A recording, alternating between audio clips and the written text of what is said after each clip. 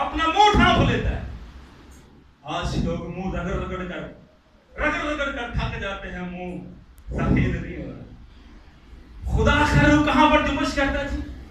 کس پر کرتا ہے؟ کردار پر. موسیٰ کا کردار بڑا خوبصورت تھا.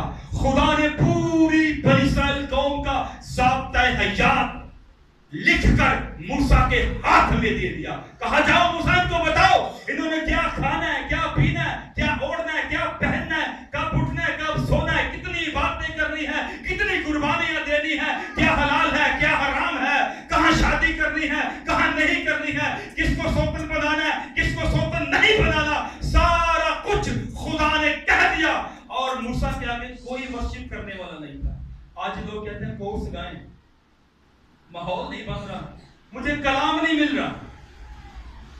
کورس گائیں اور دعا کریں, سب دعا کریں تاکہ خدا کا بھائی جب کردار ٹھیک ہوگا خدا کا روح بڑی جنبش کر رہا ہوگا. ہاللویا. خدا نے پوری کائنات بنا دی 7 دنوں میں, اور دیکھیں کسی ایک دن کے اندر بھی خدا کے آگے ورشپ والا کوئی نہیں ہے.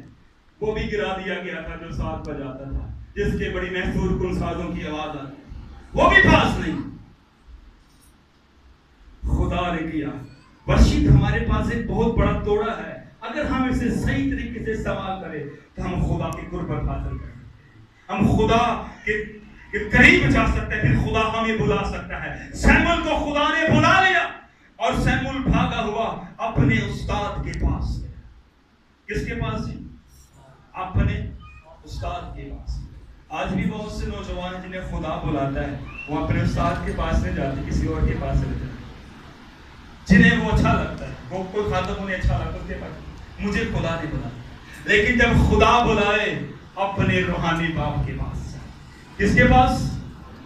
کس کے پاس جی بھائیوں؟ روحانی باپ. اپنے روحانی باپ کے پاس. اور پولس کہتا ہے اگر میرے 10,000 بھی استاد ہو لیکن باپ ایک ہی ہے.